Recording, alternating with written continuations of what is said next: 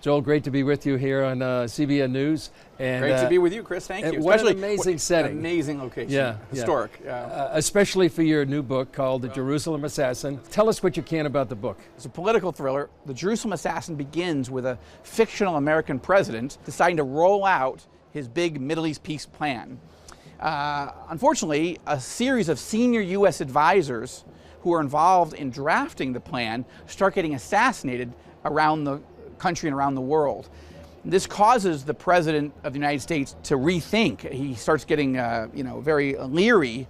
Maybe this is the wrong moment to come to Jerusalem, to give a big speech up on the Temple Mount, next to the Al-Aqsa Mosque, next to the Dome of the Rock, right next to the Western Wall. And now it seems like a bad idea because he's got his senior advisors getting killed by a previously unknown terror group. But the Saudis say, listen, if the President of the United States, if you will invite the leader of Saudi Arabia to come to Jerusalem and have a high-level, high-profile peace summit that you host, Mr. President, with the Israeli Prime Minister, we will come.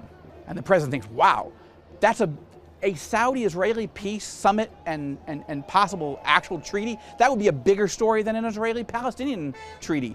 And the President totally wants to do it. And then his security people say, Mr. President, with all respect, you can't have you and the Saudi leader and the Israeli leader standing on the most volatile piece of real estate in the world. That is a bad idea. And the President turns to Marcus Riker, the hero of the book, former Marine, former Secret Service agent, and says, you lead the way. You and your team make this thing safe and it'll be fine. And now it's a countdown to all those actors coming here to that spot and the fear that, the bad guys will blow up the whole summit. So we just pray it's fiction. And the setting is extraordinary. This is, as you have said, the epicenter of the epicenter of the epicenter, the Temple Mount. That's right. And this is the most volatile, fought over, desired, lusted after piece of real estate on the entire planet. The idea that there could be peace often feels so elusive, and yet we do see the peace treaty with Egypt has held. It's not perfect, but it has held for more than 40 years. The peace treaty with Jordan thus far has held. But we haven't seen another Arab country make the decision since 1994, the Kingdom of Jordan, to make peace with Israel. Like many of your novels, you started writing this over a year ago, and some people say your timing is uncanny, remarkable, or even prophetic. Just recently, the President Trump came out with his peace plan, and that here your novel revolves around the unveiling of a peace plan. I don't really want to tie my fictional events that closely to what's really going to happen because you don't know what's really going to happen. So you're trying to write about what could happen.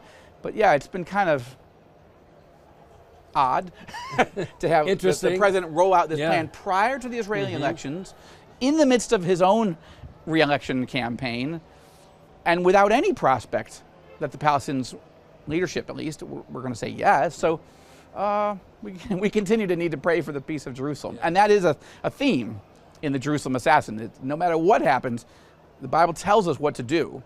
Pray, pray, and keep praying. Your novels are page turners, they're thrillers, but what do you want people to take away from the Jerusalem Assassin? Well, certainly the big picture that we want there to be peace. Yes, we as Christians know that someday there'll be a very deceptive peace that the Antichrist will come up with. So obviously we're not going to be thrilled with that. But Jesus says, blessed are the peacemakers, right? The Bible says, seek peace and pursue it. Be at peace with all men to the extent it has to do with you, right? Pray for peace. So we need to be actively engaged in encouraging Arabs and Jews to make peace. It doesn't seem right now that the Palestinian leadership wants to make peace. We should keep praying for it. But there are moves in the Gulf area of states that leaders that seem like they're warming to the idea that this might be the right time, or soon, in the next few years, to make peace with Israel. And so we need to be praying for that.